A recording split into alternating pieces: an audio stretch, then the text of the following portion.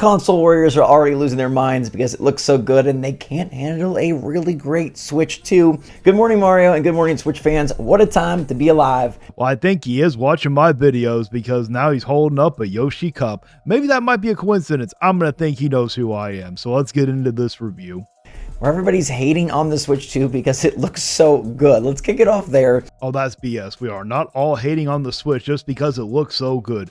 We are hating on it because of people like you are helping Nintendo brainwash your poor subscribers into accepting the horrible overprice of the console and the horrible price point of Mario Kart World. And people are freaking out, trying to downplay it, say it sucks, and make up reasons why the PS5 is better. Now look. Well, and this ain't me hating or anything, but the PS5 is better. If we're going by hardware, if we're going by how it looks, graphics, people have compared the PS5 to this. I'm sorry to tell you, it does look better. Now, it doesn't look extremely better. We're not talking about how the Switch version looked to the PS4 or to the PS5 here, but I mean, it does still look pretty damn good. I will give you that one. I like all games, okay? Over the weekend, I was playing Doom the Dark Ages on my Xbox Series X, okay? I've been playing... Congratulations, we're so proud of you for sitting here watching other videos. But I do notice, especially with fanboys like you, you're like, oh, well, I don't just like Nintendo because you don't want to sit there and be considered a Nintendo fanboy. I do play other games. The difference is I don't see you helping Microsoft or helping Sony try to brainwash your poor subscribers into accepting terrible anti-consumer practices like you do with Nintendo. The wonderful Expedition 33 on my PS5, and I'm super excited, obviously, beyond hyped for the Switch 2. Oh, I bet you are. I swear, when you sit there and go see Doug Bowser, does he give you a warning or does he just tell you to bend over? And you probably just bend over right away and you're like, just be gentle, okay? Just be gentle. Come on in. Bowser's here. That's my cat. He wants to be involved in every video I ever make and pretty much everything I do. I can see his little eyes peeking through the door. Hold on. Come on up. Here he is. Cat's here. Hi, baby. Of course you would have a cat. You are literally like the male definition of a crazy cat lady. Seeing fanboys like you makes me really want to go invest into Purina Cat Chow. But Cyberpunk looks so good, and people are trying to downplay it. I don't know why we can't just accept and enjoy all consoles, specifically Nintendo. People don't want Nintendo to be doing good. I actually agree with you for once. Well, there's probably more than once that I agree with you, but I do agree with you this time. How about everything is third party? Why don't we sit there and have Nintendo games on other console and platforms? Wouldn't that be a good thing there?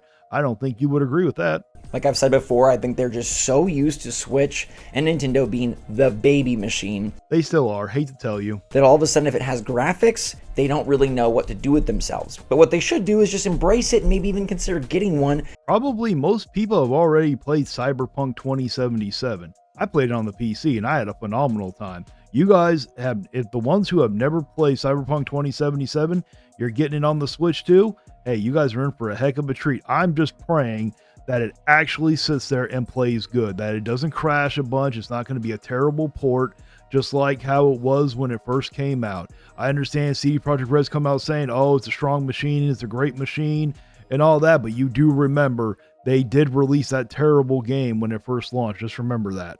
Because this console is sick.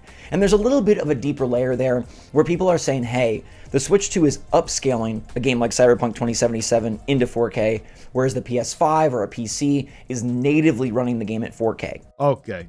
My personal opinion when it comes to the whole thing, whether it's native or upscaling, I personally don't care. If the game plays good and it plays correctly, more power to you. There you go. I'm not going to sit here and throw a fit about whether it's native or not, because I personally don't care. And yes, there is a technical, factual difference there, but it's not one that I think should define the Switch 2 or really define how you evaluate a system or its games. This is coming from the guy who sits there and doesn't think that the whole game chat should be factored into the review of the console. You probably don't even think that the $80 Mario Kart World should be factored in also. If we're upscaling to 4K and it looks fantastic, if we're using DLSS to kind of trick into a better looking game, a better resolution, a better frame rate, by all means, go for it. Well, of course, you're okay with the whole tricking thing there, 4C, aren't you? With Nintendo tricking you guys into thinking you're getting a deal compared to Japan. It does not have to be native to be the only way. There's not one console out there that's right. There's not a console that's wrong. They can all be good, and in a way, very much a way, Very true, but why don't you ever sit there and advocate for Nintendo games to go to other platforms? I've never heard you say that. It's great if they're all super strong. Competition breeds innovation. Competition breeds trying hard, offering deals. You know, I need to look up to see how you feel about the whole Power World situation, because that's funny sitting there talking about competition when it comes to Nintendo, because when does Nintendo ever care about competition? Look at what they're doing to Pocket Pair right now. And making great exclusives. So it's great to see all these games doing well. Game Pass has been on fire as of late. PS5, you know, it's a lot of people's favorite console. So far, I have been regretting buying my PS5 because they haven't been coming out with a whole lot of first party. Now, I do sit there and enjoy the third party that you get on there. I do prefer to play it on there than on my laptop. That's just because I'm not as PC inclined as a lot of other people are. And then we have Switch 2, just absolutely a juggernaut. And that juggernaut could be getting a nice boost from Rockstar, as we've got a really big rumor from Games Reactor that sources close to Rockstar saying Red Dead Redemption 2. Yeah, Red Dead Redemption 2 would be a good port for the Switch too. You know, and I don't see why they couldn't. It's on the PS4 for crying out loud, so they should be able to do it. Let's just hope they do a better one than the whole GTA trilogy crap that they did.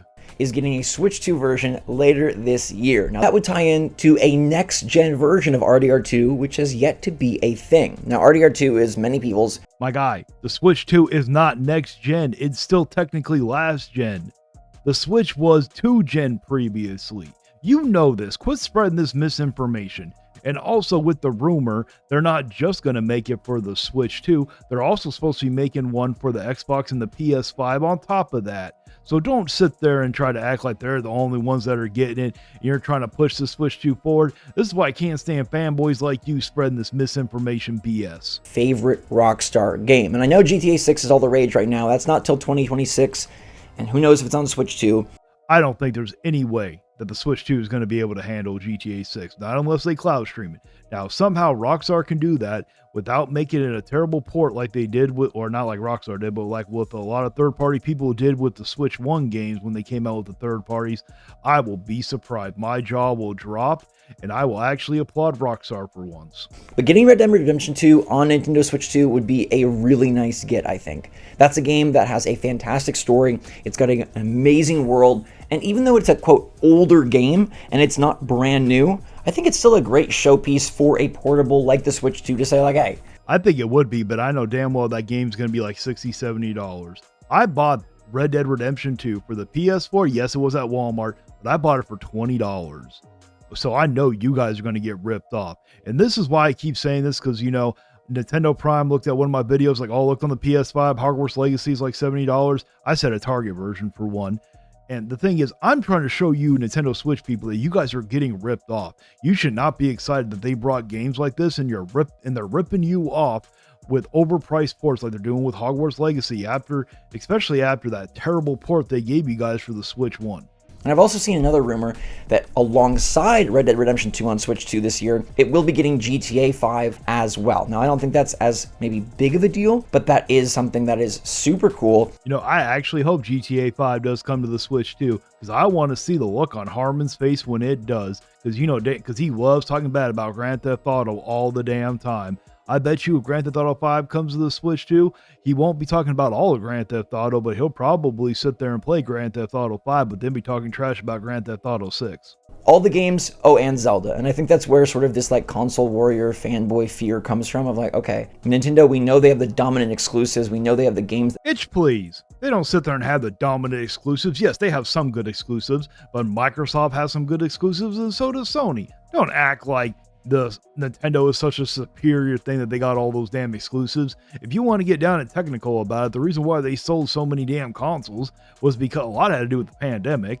And number two, they were cheap. And then you sit there and look at their first party titles. Yes, they were overinflated because you guys had terrible third party support. You guys were pushed out a lot of shovelware. So the only decent games you had on that platform were the first party exclusives. And a lot of them weren't even good. People loved growing up, and we know that they're able to continue to evolve them, like with Zelda Breath of the Wild and Tears of the Kingdom. That wasn't an evolved game. Tears of the Kingdom was nothing more than an overpriced expansion. But what do we do now that they're going to have everything? Everything? Can you please explain everything that they're going to get? Because I'm pretty certain you guys are getting reports of older games. You haven't even been getting the current games. The only current game I see you guys getting is Borderlands 4. As for when these would release, I think probably around the holiday season. I feel like Rockstar is confident enough that they can compete with anything Nintendo has to offer, and they probably want to avoid that early window issue where third parties maybe aren't getting the love that they deserve, given that Nintendo is not sending out review units for the Switch 2. Hey, at least you're being honest.